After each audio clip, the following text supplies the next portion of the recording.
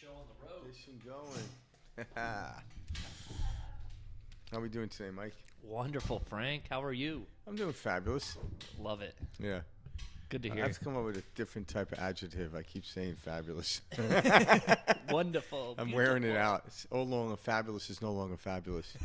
Wearing it out. It's like a trend. That's yeah, awesome. you gotta come up with a new word. I'll go back to I'm doing good. Hey, classic. Classic. It works. Good. It encompasses everything. That's what people are looking for. I guess. Keeping it simple. Yeah. But we're actually here to teach people not to look. That's the truth. It's right here.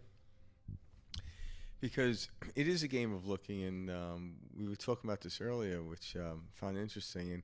And I understand, like, there's a lot of people out there teaching modalities on how to shift into a different persona. And they're really good, you know. And I use some of these practices too, but at the same time, it's not really necessary because we don't want to trade another slave master to another slave master. We have to be careful.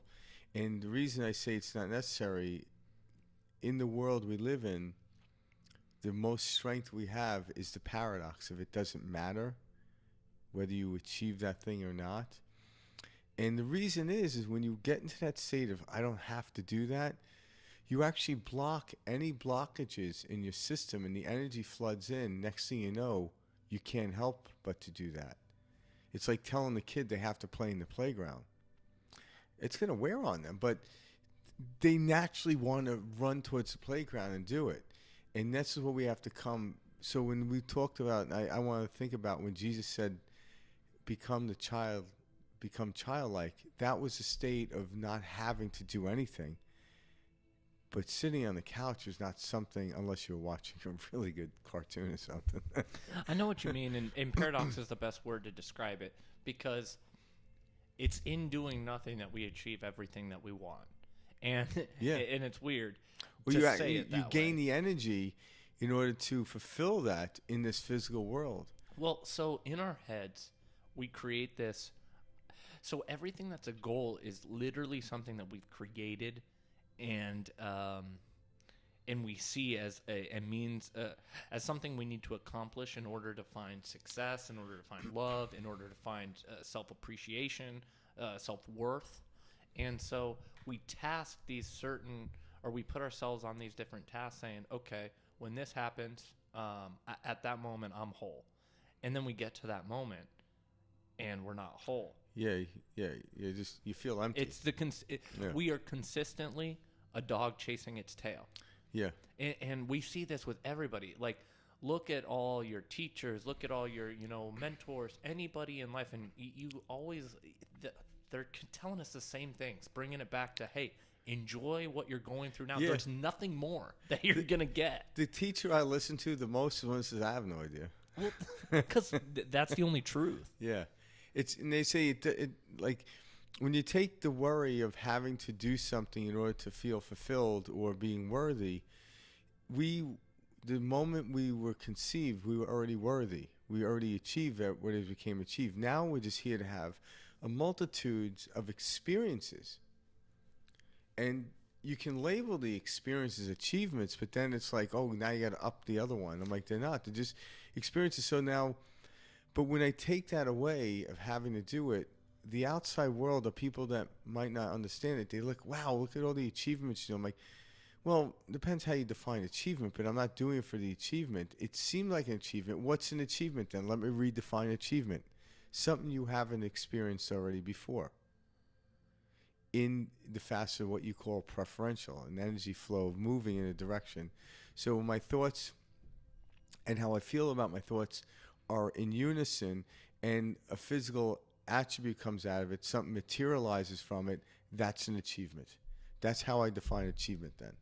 But it wasn't like the way we look at goals. A goal is to keep me on track because we get distracted. And why do we get distracted? Because we're told we have to do it.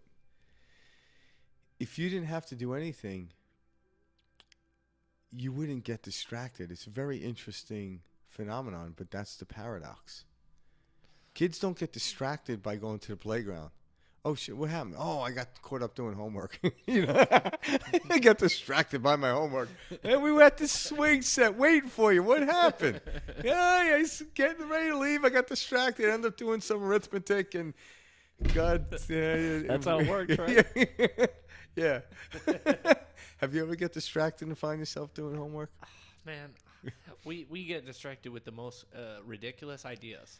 Well, we get distracted by things that grab our attention. So after a while, your physical body becomes the master of who you are.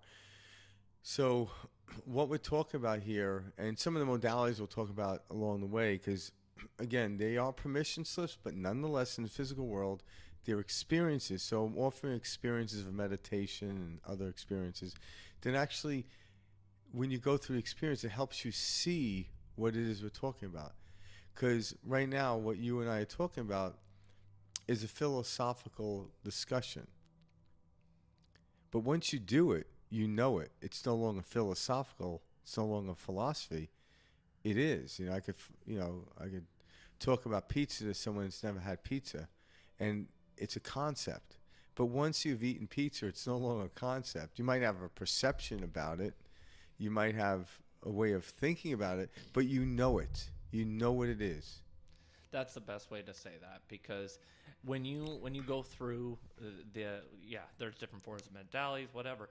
When you get this on even a kind of a conceptual mind, analytical mind way, you appreciate it. And then there's these multitudes of levels which follow, which is, okay, it clicks and you see it, and then you start to feel it. And then after you feel it, you start to live it. And after you live it, you know it.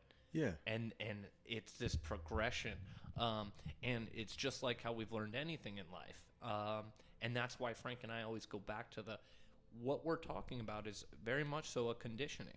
We have been conditioned from birth until whatever age we are at now to see the world, see success, see love, see wealth, see abundance as a specific way that has been fed to us by projections of family members, projections of the media, projections of a number of things. And what it looks like. And by the way, and this is how you get it. Step 1, step 2. Oh, yeah. And it's like, really? And then, you go into another culture and like, they don't have any of those steps. They have a different set of steps. Exactly. And as we start to peel this apart, you realize the frustration is having to do these steps. In the having to do it, you create a barrier within your field of energy, and it blocks it. And when energy is blocked, so if you're an electrical engineer, you understand this. If there's a block of energy, it creates heat, or in a body, it would create what we call a disturbance, a buildup. And that's the feeling that can be like anxiety. What would peace feel like? Energy flowing through a copper wire with no resistance whatsoever, other than just the wire onto itself.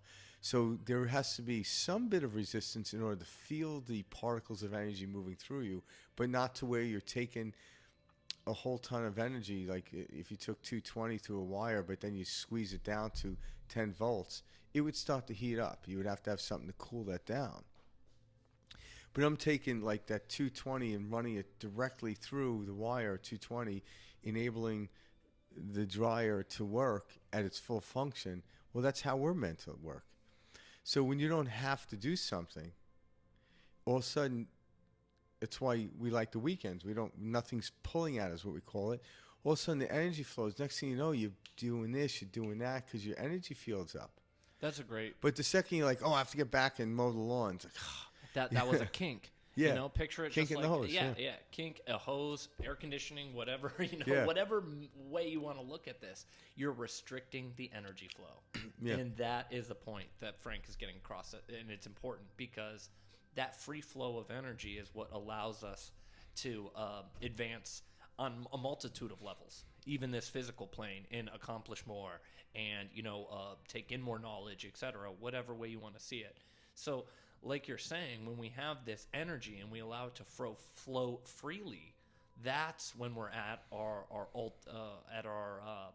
best state for performance, our best feeling. We feel the most. We feel the best that we felt, energy-wise, health-wise, and it's because our body is not blocking or restricting energy. Anytime you feel that stress or literally constriction, that's your body giving you a heads up. Hey, this isn't the energy is not freely flowing. Yeah, it's like a dam in the river. Eventually, the water will trickle on one side, and there won't be water, and the other side becomes stagnant, and then you can't really utilize it in the form of, say, drinking, because unless it's moving, you don't want to drink that. It has lava and everything else built into it.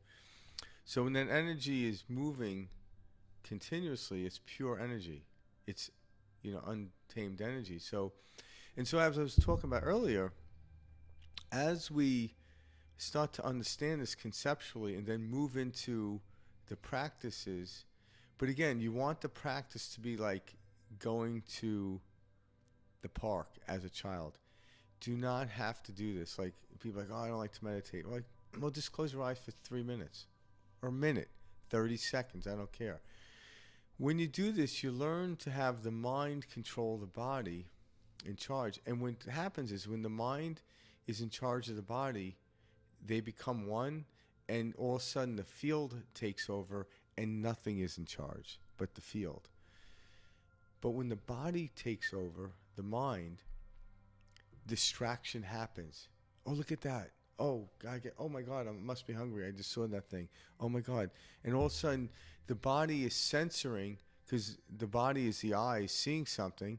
And then if I see something, it triggers back an emotion, and the body's like, hey, you got to do that. And you're like, hey, I have to get to the park with my buddies. Oh, I got to do this first. This is the survival mode we talk about. Yeah. You become really distracted because the body is taking over, and then you never really get into that pure field. And this is why we talk about the modality of meditation. So what Frank is describing happens to us all. We are sensory beings. We only are here for experience. That's what this skin suit costume is. Yeah, my dad thought I was here for something else, but get out there and mow the lawn. But yeah, literally, we're here for experience, to taste, see, smell, touch, etc. So how do we become one? How do we allow that free flowing of energy? Yeah. Well, we got to turn the sensory system off. Yeah, and how do we? And then that's what we call moving into what they call the sixth sense. There you go. The sense of field of energy or awareness or intuition. So in that field of what we call the physical sensories, the five, when you go and close your eyes to the world and you do this multitudes of different modalities I use even within meditation, they're all great. I suggest anyone, if one excites you, that's the one to go with. Because the excitement in life will draw you to the process, the permission slip, in order to experience life. And that's what it's about. So I talk about permission slips, and in medicine they talk at placebo, same thing. But I'm not telling you to not do it. I'm saying find the process or the permission slip or placebo that excites you, and that will bring upon an exciting story. Because at the end, we like to discuss it, kind of like what me and Mike are talking about here, all right? As we move to different levels, to more frequency, higher levels, both me and Mike and other people, we discover new things. Everyone's always discovering. So that's why we'll never stop talking about it. But talking is just getting me ready to eat the pizza. But once I eat the pizza, there's nothing to talk about until I add pepperoni. Oh my God, you ever tried pepperoni or anchovies? And you never running out of toppings. No, and then there's so many different styles of pizza, and you know, oh my God. And so, but you keep diving in, but the talking is to get me, or the philosophical understanding, which I like to do, gets me the energy field to move towards the next experience. Absolutely. But, and again, not everyone needs to do that. That's a modality that me and Mike enjoy doing. Well, that's here on Perspective Shift. Well, yeah, I mean, I personally, when Frank and I get together, we do this at least once a week, and when we get together, it allows me to take off the costume of the third-dimensional plane that... Yeah, because whenever he walks in the door of the studio, I'm like, who are you? Oh, take the costume off. Get the costume off. Who are you today? No, but, you know, it's for real. And I And we all have this. Uh, we have like a this third dimensional plane. We have this pull to it, and so when Well, you we're here. We're not here to deny it at all. that you're right, but like when here you to see enjoy it it. for what it is and you know it, you're like, okay. So you start to appreciate and you start to kind of play with it, but you still have a draw to it on a family level, a personal level, and there's just these different aspects that I guess there's a different level of attachment when you start to kind of pull back the layers of consciousness, because that's what we're talking Yeah. about.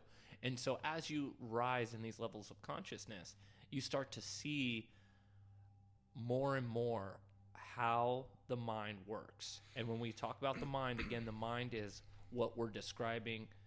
It's the mind is a form that we give to thoughts. And you see the ego for what it is. And what the ego is simply self-identity.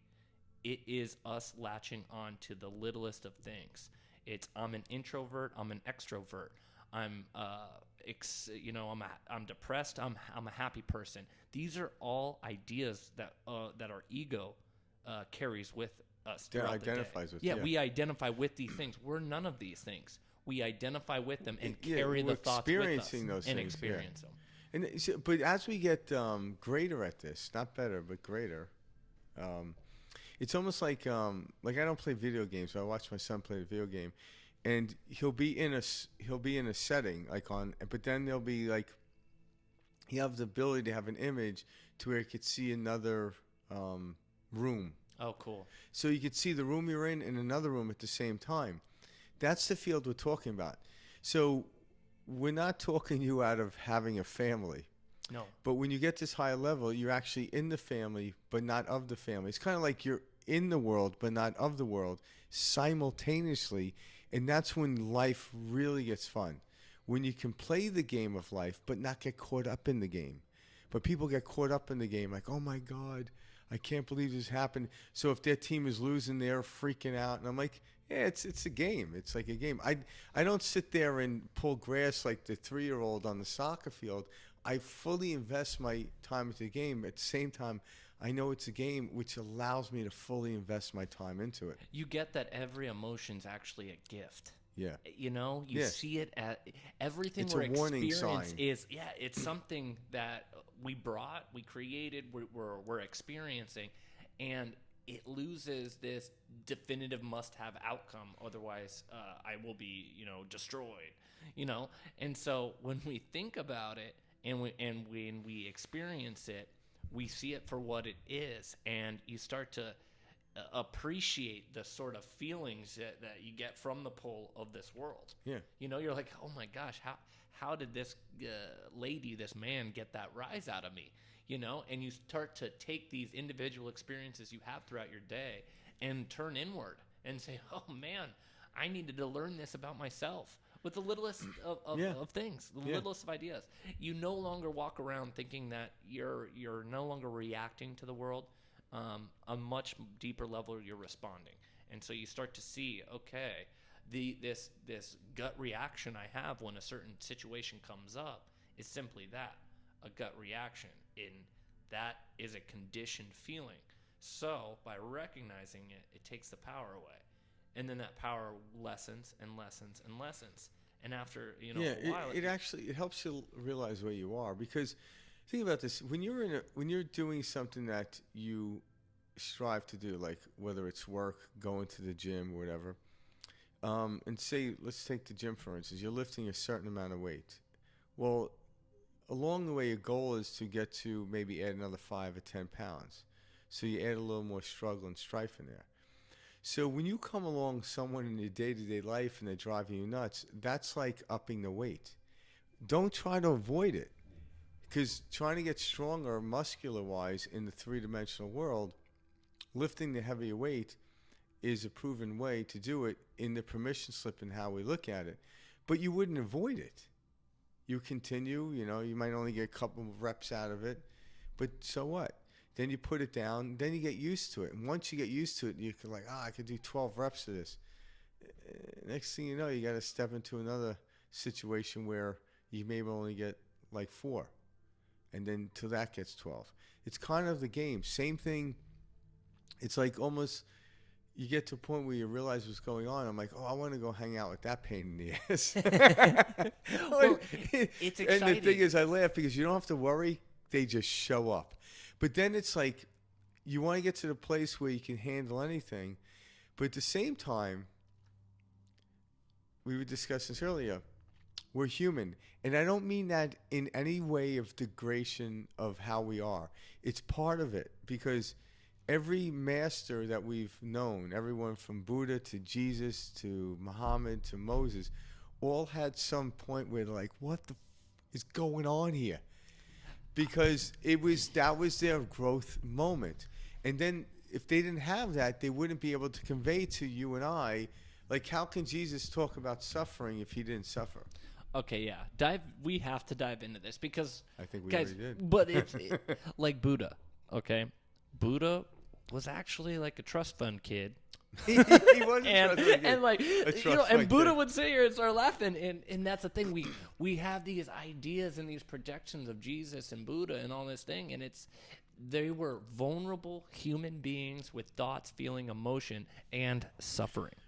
But there was something they understood that the majority of the people at the time did not. But we all have within us. Every single person. Because we wouldn't be able to talk about it. Yep. And so as we're coming into this field where more, and the reason is people are like, oh, it's a great time because there's more information. I'm like, it's a great time. That's why there's more information. Don't put the carriage in front of the horse. We are evolving because of technology. No. Technology is evolving because we are. We got to be careful. It happens so quickly, but we're actually evolving. And when you look at the technology, it's showing we're evolving. One day we won't need the cell phone.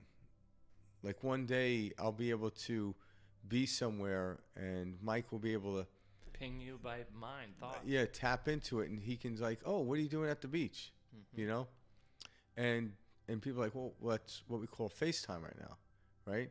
Where are you? I could be FaceTiming. I could take my phone, point it at the ocean. Oh, what, at the beach.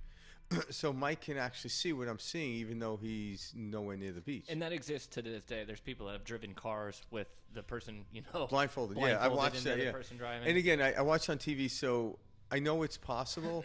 Whether or not that person really did not, it's not the argument to have. Like, oh, they could. I'm like, yeah, they could very well just, with technology, they could have faked it. But the thing is, I know it's possible. I've experienced in incremental places, but I couldn't prove it, so I just kept my mouth shut because it's like, oh wow, and it wasn't like I was trying to do it; it just happened. Isn't that the best, the human side of us? Yeah, I gotta prove this. Well, you can't. That's how we think about everything, though. Yeah, it's kind of like that conditioned mind. Yeah, when Jesus healed the leper. So when Jesus healed the leper, listen to that. Jesus convinced the leper he didn't have leprosy. That's how the leper healed. So did Jesus truly heal, or did Jesus have the power of convincing that they weren't sick? And that's really the truth. He gave the power back to them. He showed them they already had the power. It wasn't even taken. It was just squandered within their field. And then as the leper came to realize, wow, I don't have leprosy anymore. And then the thinking mind of the leper is like, what do I tell my family? What do I tell my friends? What happened? And he says, go forth and tell no one. What he's pretty much saying is, if you try to explain this, you're going to talk yourself back into leprosy. No, I swear to God. Just walk in the village. What happens? Like, I don't know. I have no, because we really don't know. That's a good point. We don't really know, but we know. What I do know is when I put my attention to going inside into the energy field and take my attention outside the sensories of the five senses, all of a sudden these miraculous things happen. Now, I can't have the same miraculous thing happen for me every time I do a meditation. Or if you and I are in the same meditation state session, your miraculous thing that's going to happen is going to be different than mine. Maybe there will be a point in time where we'll be able to pinpoint and get really honed in. But right now, it's working within this field. And if I just get relaxed I know that the body knows how to heal itself. I don't have to give too much attention to the area. Because sometimes if I give too much attention to the area, I'm noticing the illness or the pain. So now I'm like, oh, if my knee's hurting, I'm like, well, put your attention on your third eye, because that's not hurting. It's like, oh, all of a sudden I'm doing that. I feel that. All of a sudden I'm like, well, wait a minute, I don't feel my knee. Oh, there's my knee. And see, I love that, because that's truly the point and at the center of what Frank and I are going over, which is to no longer assign a meaning to any thought. That's what this conditioned mind does. Yeah. We're always looking for, okay, this goes with this means this Yeah. means that. And so we run through life, naming this is why this happened. And we have to have A plus B equals C for everything, because that's how we were taught and conditioned growing up. Yeah. So we do that in our daily lives. In reality, you want to get to a point where there is no thought, because when you understand that your thought is simply your meaning you gave that object or form. Yeah, you like nudge. It's every, like, we can look Yeah. at two different things and both give it a different meaning Yeah. and live by that, live our lives by that. Yeah, my goal right now is to not have to explain myself. Like, and I tell a lot of people, like, what? I'm like, yeah, just now I have to explain myself to why I just said that. It's just the isness. But it's because, and this is why, and I'm going to explain it because this is part of what I'm overcoming, is I could be in this field of energy right now and I can have a great analogy or great explanation, but next week it'll be slightly different. But with somebody, because we can capture information in the here and now, what we call in what we call in the past, and we can bring it up. It's like, well, you said this. I'm like, yeah, in that moment, that's what I came to understand. But something tells me I'm going to be still talking or explaining, but my explanation become less and less, because once I know something, I no longer need to explain it. It's the next thing I want to come to know is where I find myself explaining. So that's what it is. That's a really cool way of looking at it. Yeah, so I know that. It's like, well, yeah, I know. I don't need to talk about it anymore. So it's like, I brought this up to you earlier. I'm like, think about this. Jesus came to a point where he knew. It's like he knew quantum physics without the term quantum physics, because I think that was coined, in 1925 and 1930s, whatever. So, but he understood it, and that's why we talked in parables. And now quantum physicists can kind of look at, the information that people learn from Jesus. I'm like, oh, that's probably what he meant by that. And actually, that's what he meant by it. But one thing Jesus didn't do that we're aware of is he didn't write a book. Everyone else wrote the stories about him. And I had written 2 books. One was a nonfiction.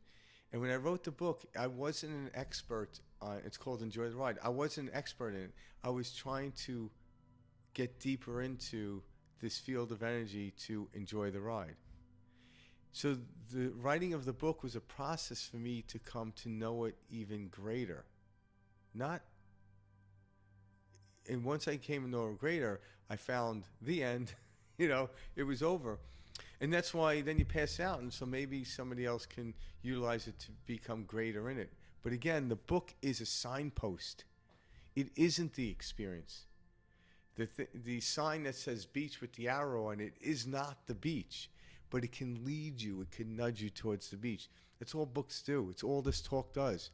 I hope this talk, I know it's nudging me to go into another experience that takes me above where I'm at. Because if I keep trying to have the same experience, I get bored with life. Like, how many cars does one need to have? How many houses do I need to get?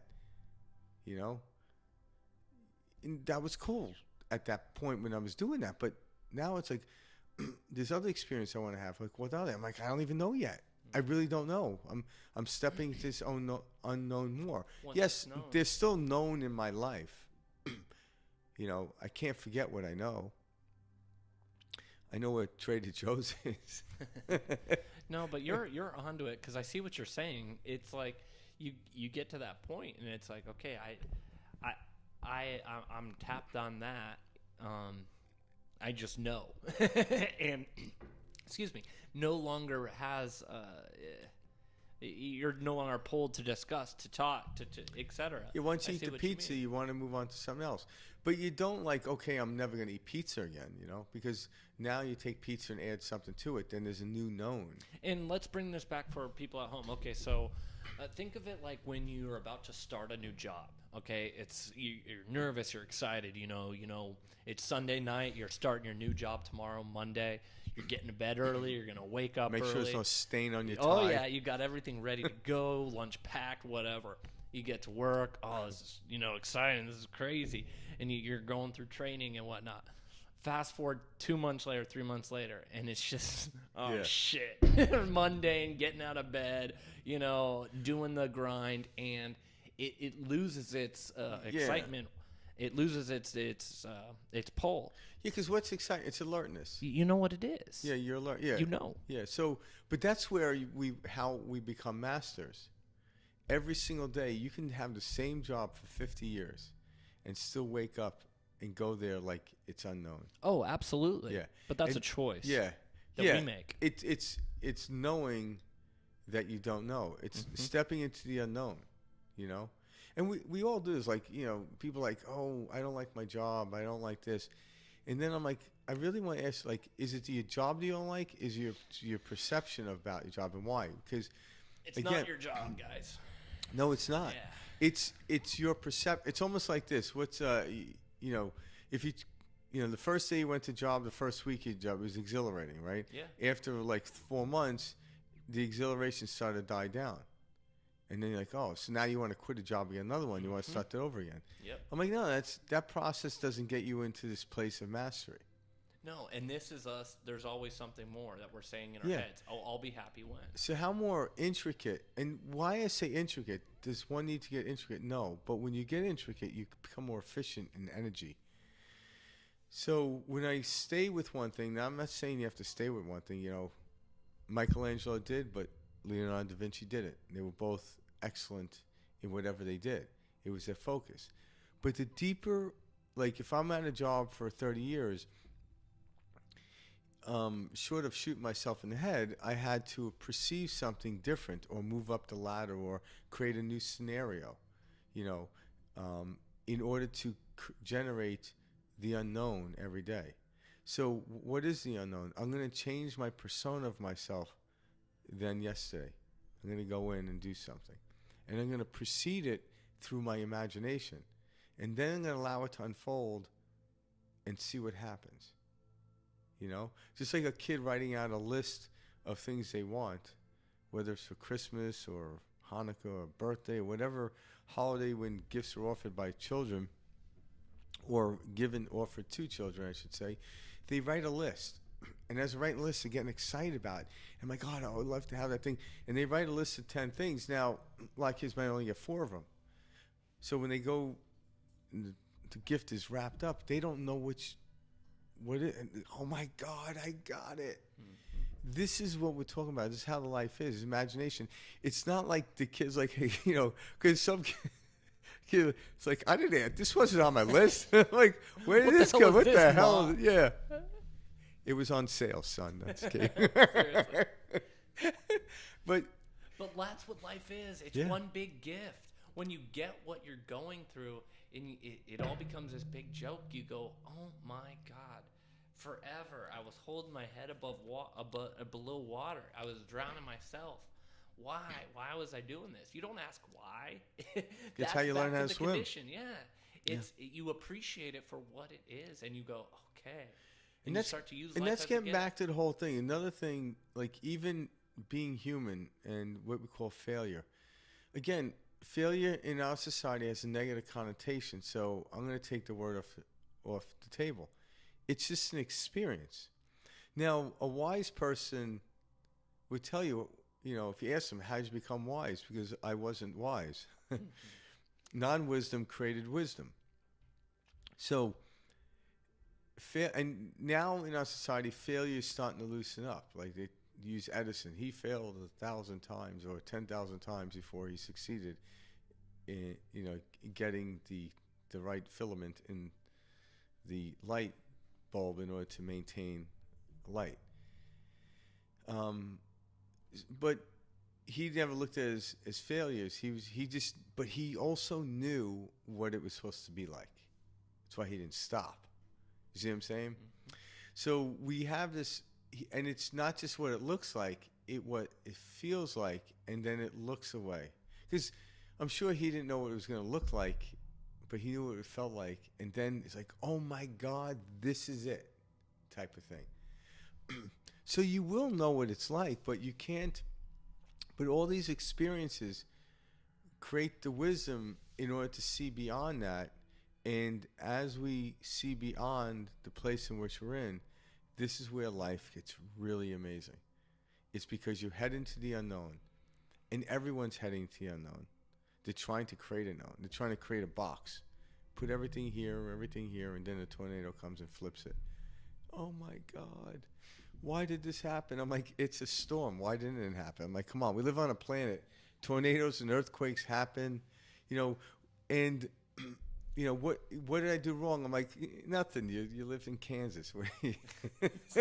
Tornado Alley. Tornado Alley. Yeah. Like, I don't know if there's a place on the planet you can go. There's no. But you're so right. Like, okay, so guys, we create this little box, right? And okay, I'm gonna get this job, and then I'm gonna have this much money saved, and then all right, now I've got my safety net, and then boom, a tornado happens. Boom, a car accident happens. You can't work, and then you start to see life goes on. This is why crisis occurs. Yeah. Is to pull us away from this grind and mundane fallacy, foolishness. Well, think about the word you said, safety net. So if you're 10 feet off the ground, what does a safety net look like? It looks different than when you're 100 feet off the ground. Oh, that's for sure. You need a different type of safety net. And then we get so far into the ethers, guess what you don't need? A safety net, because now you're floating. So when you start looking at as imagery, this is what we're trying to do here is we start out here in the survival place, and there's nothing wrong with it. Like, people are like, oh, we were idiots back then. I'm like, well, then we're idiots now, right? Because exactly. Yeah, if you label yourself an idiot back then, you must be an idiot now, because there's things I know now. That's why you don't get upset when you learn this. No. It's ridiculous. Yeah, it's like Einstein said, either everything's a miracle or nothing's a miracle. I'm like, you're either a genius or an idiot. Either everyone's a genius or everyone's an idiot. Because I like that we're all geniuses. Yeah, and idiots at the same time. Because it pulls me into. But so if someone calls me an idiot, it no longer offends me, because what is an idiot, right? It's someone that blindly went into something to try it. Now they're not blind. Or even deeper level, it's a concept we've assigned to a thought. Yeah, because every genius was once an idiot. Yeah, and every idiot has potential to be been a genius. Yeah. But that's a great idiot. That's the thing. What makes him an idiot? The meaning and concepts you've assigned behind. The good and bad in how we say, oh, you can't be this, you can't be that. Like if you ask somebody, would you rather be on the top of the mountain or in the valley?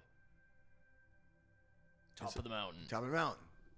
All right. Well, you can't have a barbecue there, right? The barbecue happens in the valley, and I'm not trying to make the valley better, because without the top, there is no valley. Without the valley, there's no top. Experience both. Experience both being a genius and idiot at the same time. I love that you just said that, because that's ultimately what we're going for. So when you elevate to any type of level outside of the third plane, you start to realize I can find the joyfulness and the wholesome feeling in something that I would normally perceive as non-preferential, something where that I would be upset by. You start to, when it happens, you learn something about yourself, and you appreciate that, and you see the lesson for what it is, and then it takes the sting out of whatever you normally would have assigned to that. Yeah. And because at another level, it's just an experience. It's not even, there's nothing I needed. Like, people are like, oh, we're here to learn a lesson. I'm like, says who? And that's the thing. It's just an experience. I'm like, we walk around assigning the meaning to everything. Yeah, and it's like, because I change the meaning to everything every day, so I still give it meaning, so I don't look like this oddball in society. I could easily go there, but that doesn't serve me. I don't like it. Like there's days like, why am I doing this? You get all, you know, esoteric and, you know, I'm like, but it hurts my head. I'm like, okay, this is not the route to go. It's kind of like when Buddha left his trust fund. Yeah. He left the palace. He literally denied every riches. And then he realized, this sucks. Like, that's what I'm saying. Yeah, he's like, hey, Dad, can you slip me some money? Yeah, like, everybody's like, oh, man, like, Buddha, why would you do that? And then he's he the realized... ultimate of this. And I'm like, guys, Buddha, like, was sitting there with some extreme self-doubt, way self-conscious, going, man, I'm the little rich kid. Didn't he? Yeah, then he's like, then he realized, oh, wait, it's somewhere in the... That was his suffering. Yeah, so... Being a trust fund kid. Yeah. And then he suffered... out in the desert, as they say, by denying everything. And then one day he woke up and he found enlightenment, because it's like you can have the palace and still be at this place. You don't deny the physical world, but you aren't of it. It isn't who you are. So when it disappears, another palace may reappear, but when that palace disappears, you don't disappear with it. Because every human being can have amassed stuff. You know, a house can last a long time, right? Eventually it will wither away. I don't care. You know, this castle's been on this planet for, you know, hundreds of thousands of years. But eventually you could see the weathering away. But the person who built it leaves without it, right? And that's the thing. So when you actually learn to not attach but still play with, kind of like having a dog. You'll have more fun with your dog in an open park with the leash on it than you would playing with the leash. You're going to trip over the leash. No, you will. The dog will drag you around and you kill the dog. But if you take the dog off the leash, there's no attachment to it. But then you start to interact. And the dog doesn't just run off into the woods and like, hey, where you go? It may. A rabbit might come by and there it goes. But just go to the pound and get another one. It's a dog lovers out there. Like, I love that you throw the human comment in there. Yeah. Because that's truly how our minds work. Yeah. And that's the thing, guys. What we're talking about is we take ourselves so seriously. And it's because we're living within the ego mind day in, day out. It is, it's the self-identity that, if I say this like this, I'll be perceived like that. Yeah. And guys, loosen up. We have to learn to breathe and realize we're taking this third dimensional plane so seriously. Yeah, and on that note, let's talk about some of these. What are some of the modalities you like to use on a daily basis, or even throughout your day? Because there's certain things you do throughout your day. Yes, absolutely. So the biggest modality that and we touched on this earlier when you and I were just chatting, but is going to be meditation. The reason I believe so strongly in meditation is, and Frank and I will not say this often, there's not many things that are black or white, and we're not even saying this is black or white, but there is a substantial, or there is a good, it's very important to find the modality of meditation in your life. And the reason being is, like we were talking about earlier, we are sensory beings. We're here to smell, taste, touch, see, hear, etc. That's part of who we are. Yeah. Thank you.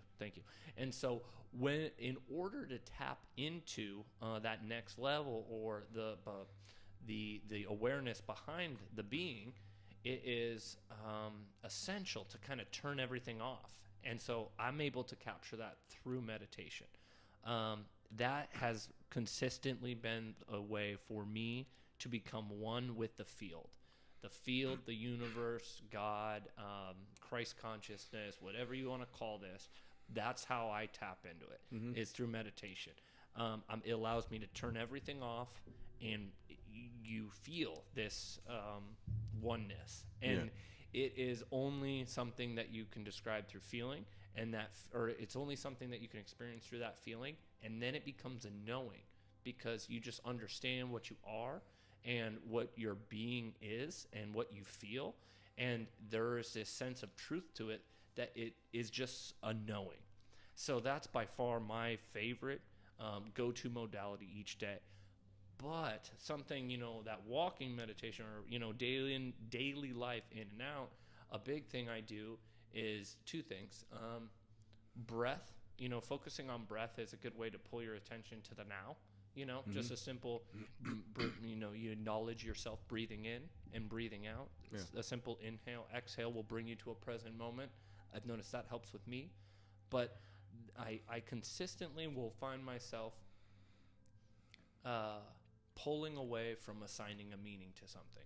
So now I try to remind myself as I go through my daily space-time events is, okay, what a meaning, or why did I assign this meaning, or I'm trying to think of a better way to say that. I guess I don't latch on to a meaning that I've assigned something. I recognize, I held that. It's almost like when you're eating pizza.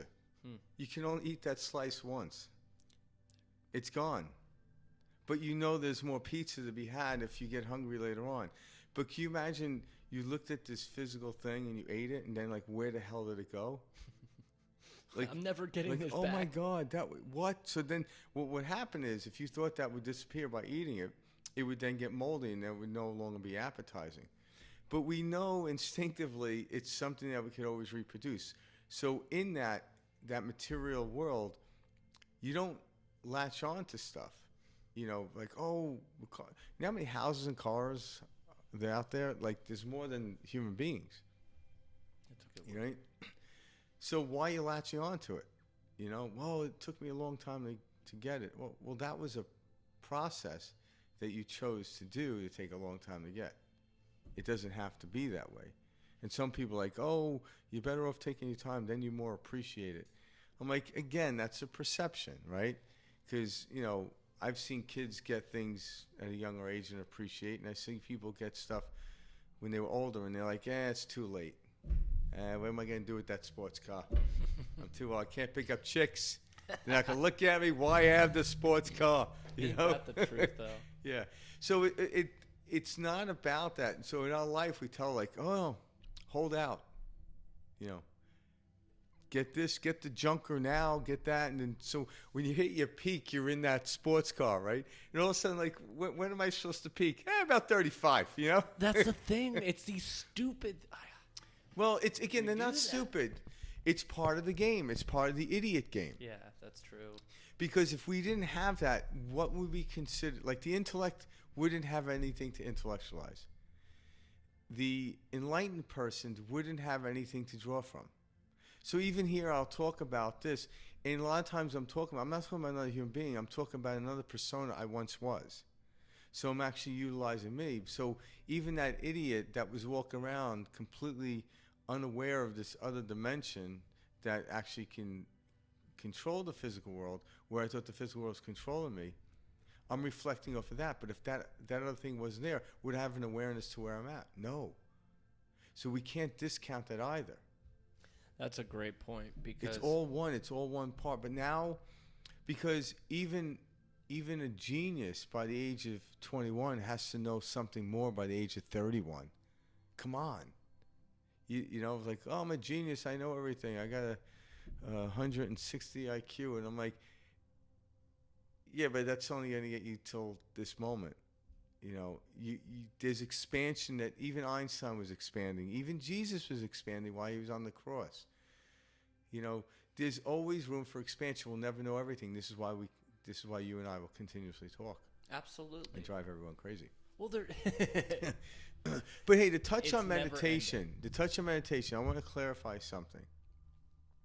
There is no right or wrong way to meditate. And what is meditation? So from a Sanskrit understanding, like in Eastern, it means to become familiar with. Yeah. In the West, we talk about the Latins and the Greek. It means to contemplate. So most human beings have and meditate and don't even know it. I can remember as a child, this happened to me a lot. In school, we had big windows, and there was a lot of windows. And I remember once in a while looking out and you see a bird in the tree, and the next thing you know, I don't see the bird, nor do I see the tree, and I just went somewhere, and then I heard, Frank, Frank. And the teacher's yelling at me, and I came back into this reality, and all the other kids are laughing. But I went somewhere, but I wasn't even looking to go somewhere. It was like this beautiful moment that I didn't even realize I had. And now I practice meditation, and I get there. Sometimes I don't. But that day, or the multitudes of days where I'm just staring off and I see something and I lose myself. So when you go to meditate, don't try to meditate for the reason of this. Meditate purely for the experience and watch what happens. Another paradoxical understanding. But people are like, oh, I need to meditate. My blood pressure's getting high. I'm like, you know why blood pressure's getting high? Why? Because you're not meditating. You're creating another chore. It's another thing you have to do, which is creating your blood pressure. All of a sudden you check, oh, shit, what happened? I didn't meditate today. It's going to be a hell of a day. Hopefully, oh, my God, it's almost over. I'm like, no. Meditation be like a cup of coffee. You wake up, you want to have it. You don't need it, but you enjoy it. Because if you need coffee, you're going to be, But when you just sit back and, You can make anything into a habit, an addiction. You can make meditation. And you can take anything that you use as an addiction, and you can use it as an enjoyment too. Oh, absolutely. Yeah. It's a choice. The addiction is when the physical body tells the mind what it's doing. A choice is when the mind tells the body, this is what's going to happen. Is a huge difference. And it's exhilarating, but yet we still don't know why that is. But yet when you put the horse in front of the carriage, the ride goes so much smoother than the carriage in front of the horse. So I don't know why this just kind of popped into my head weird. Well, this okay. Again, Okay. Why I was looking at the bird and didn't. You know that scene in The Matrix? And I didn't even take mushrooms back. You know that scene in The Matrix where he's with the kid with the bald head. He's like in some robes or something, and he's holding that spoon, and the kid says to him, and the kid's bending the spoon, and he says to him, "It's not the spoon that bends; it's the mind." And what he means by that is it's your perspective. That's what we're talking about, is the world. It's an illusion. The earth doesn't change. Frank and I still see white. We can still see color. We still see a beautiful woman, a fat person, a skinny person, whatever. It's the way we see that person is what changes. Yeah. And so it's the mind that bends. It's not like consciousness is not coming to, you're not going to experience a whole new world. Well, you absolutely are. You will. But I guess what I mean is, actually, it is a whole new world because it is a new world. You're actually in a different place. It is a new world. Yeah, but you could still see there's other parts. But do you see what I'm saying? Yeah. Like that's what that kid is meaning. Is like he's saying, hey guys, the spoon is not bending. It's just how you're looking at it is how it bends now. And so that's what we're talking about. Is we're ultimately saying, hey, this is all going to still feel the same, taste the same. Well, it's weird because it doesn't. It's not really the same because there's a multitude. I don't know how to explain it. Every time you shift into a different planet.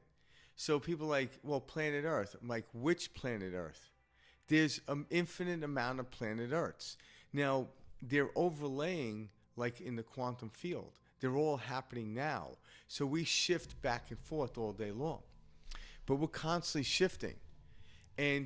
But yet, when I shift to a different place, I'm literally on a different plane, even though there's still a car, a mountain, a beautiful woman. But the way I utilize the car, how I observe the mountain, the beautiful woman, is completely different.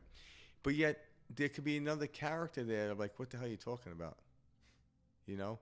What was that movie with Jack Black? Which one, Shallow Hal? Shallow Hal. Love that movie. Yeah.